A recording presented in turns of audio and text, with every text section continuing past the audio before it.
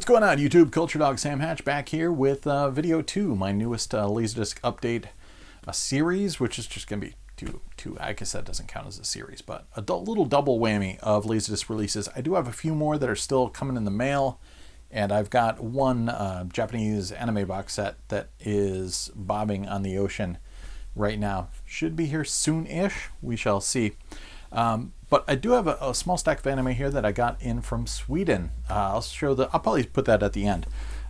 So look forward to that. In the meantime, I grabbed a couple things off of eBay, including this. I've got a small stack of things I still have on VHS that I've been wanting to, quote unquote, upgrade. A lot of times it's the exact same masters that were used for VHS and just ported over onto LaserDisc, and half the time 3M pressed them and they rotted anyway, so that the upgrade factor is minimal. But I got a sealed copy of this kind of interesting, super low budget sci-fi film with Daniel Travanti and Billy Zane called Megaville. And I just remember a friend of mine who passed away shortly after this was released on video was kind of enthusing about it to me, and I picked it up on VHS after the fact. So it's okay-ish, but I need to revisit it. But I want to get it on LD just because, it's got a little bit of a personal connection to me. So Megaville with Billy Zane, who, is, an American treasure.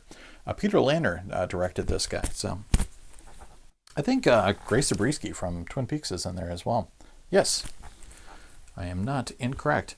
And I got a sealed copy of this as well. We were doing a Nicolas Cage kind of top 5 thing in the LaserDisc podcast, the Wolfpack podcast, and I didn't have a copy of Con Air on LD yet. I still need the DTS one, but still, AC3 widescreen is good enough for now. Just one disc, and I don't believe there's any special features on here, but cool. THX certification, and so Con Air, hell yeah. This had been on my to-get list for ages, and I finally pulled the trigger on it for the kind of Halloween podcast episodes we were doing. And it's a punch-out, but then again, I think pretty much every copy of this out there probably is, because nobody cared when it dropped.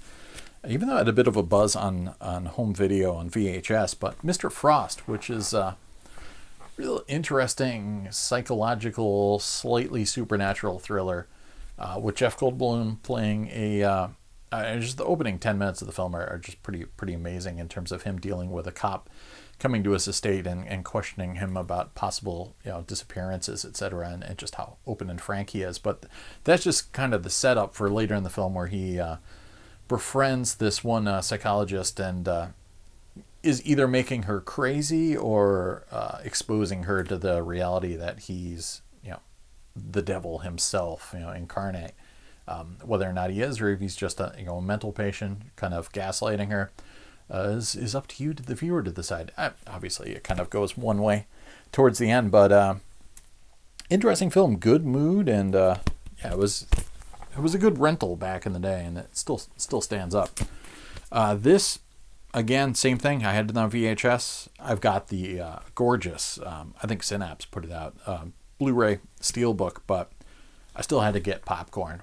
Just for the jacket art alone, they didn't waste any space with image release style LaserDisc graphics or anything like that. Just bam, popcorn in your face. 12 inches of awesome sauce.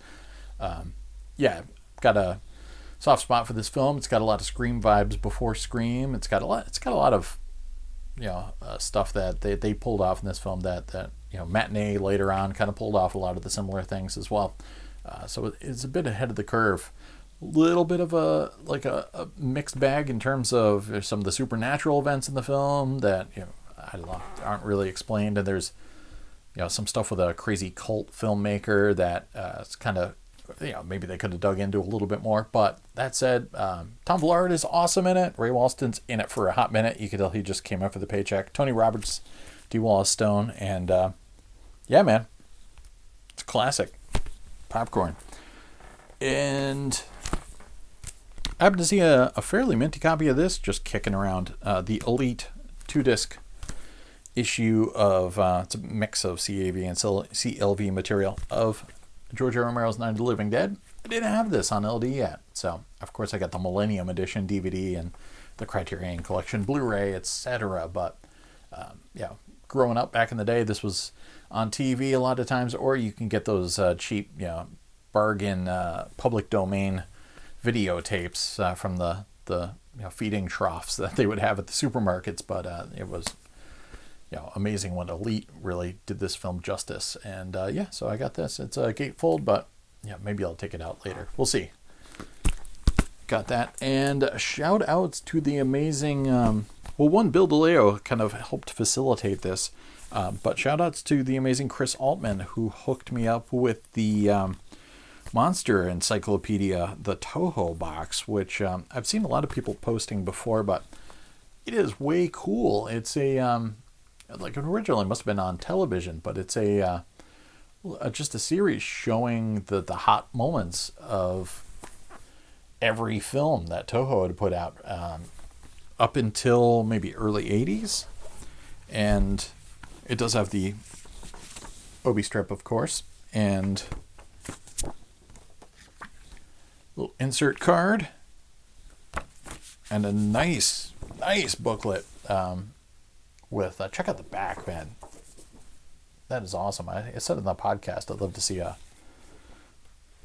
poster of that. But yeah, it talks about each film and gives a breakdown, and it shows like all the the most butt kicking, and especially anything with special effects. Shows all the butt kicking moments. A good little kind of synopsis of each film, and then it has some behind the scenes photos towards the end. And of course it's got all it goes up to Godzilla versus Megalon, which is one of my favorite films in the series. But the book is gorgeous, and it looks like, did it come out on VHS as well? Yeah, it looks like it came out on 11 VHS tapes, which is pretty sick. And then it's got a catalog of all the Toho films that are available on VHS and LaserDisc. This thing is badass. And then it's got a Toho LaserDisc lineup. We were talking on the podcast about how it seemed like this was an early 80s release, but of course it has digital audio, so it clearly couldn't have been pre-1985. And it's got not the usual thick Japanese jackets. These are like a kind of thin paper jacket, like a little bit thinner than like a Japanese an English record jacket, but they've got that kind of black on gray Godzilla there, and there's a pile of these guys with different images. It's just way cool looking. It's the big man himself. Yeah, disc 2. How many do we have? 3. Is it 3 discs or 4? Let's find out. 3. There you go. There's G-Man again. And a collectible foam insert. You need to have those. It's a really, really nice set. And, I knew it would be cool to watch, but I underestimated how just kind of, exciting and addictive it was once you got going. And of course it's all, Japanese narration and Japanese dialogue with no English subtitles or anything to that effect, but still amazing. And he sent that with 2 discs. One, I think I already shuffled onto my friend Donald, but you got to have a copy of Jane Fonda's Workout to go with your Godzilla discs. So there you go. I have that as well.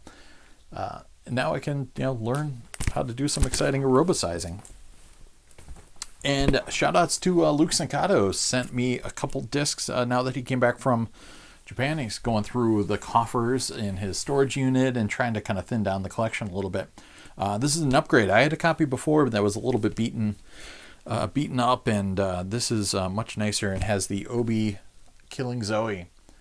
Again, it's in partially in French, so nothing English to help you out there. No subtitles or anything, because it's subtitles for Japanese.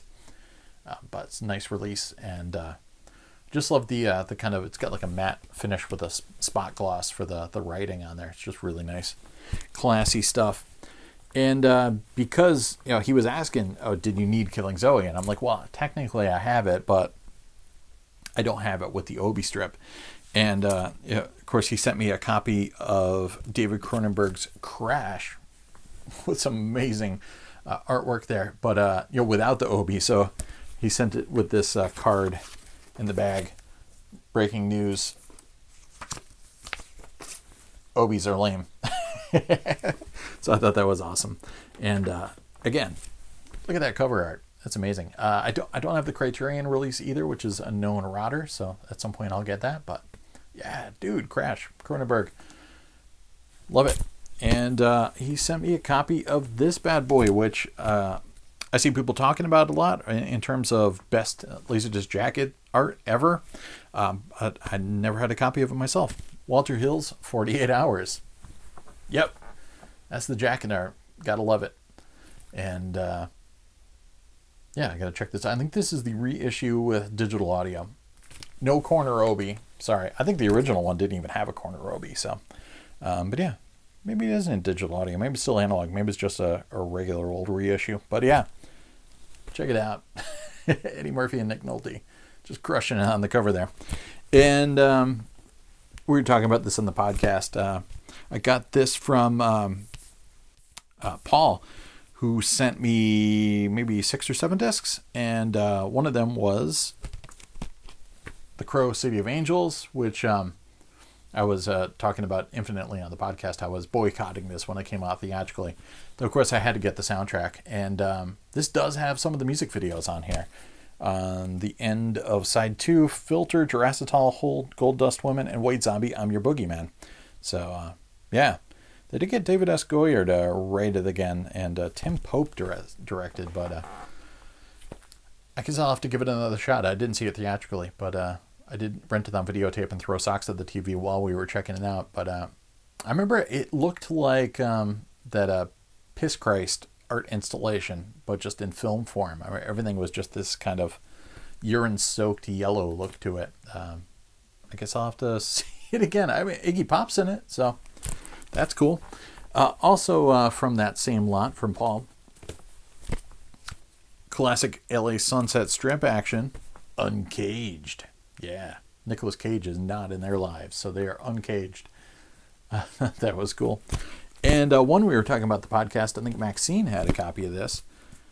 Dr. Caligari, but not the Dr. Caligari with the cabinet. This is a, 80s? What year did this drop? I swear this must be late 80s. Yeah, 1989 and 90 is when the LaserDisc came out. Total Image schlock, so it's probably a VHS master that they shared. But cool stuff.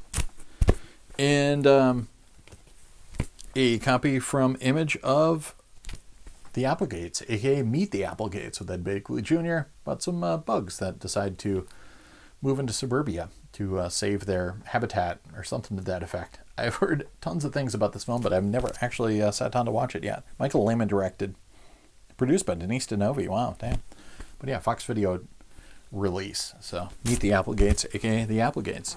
And a very nice minty copy of the number 69 spine Criterion collection of Blade Runner, which looks gorgeous. I'll be doing a video on this actually, this and the CAV edition.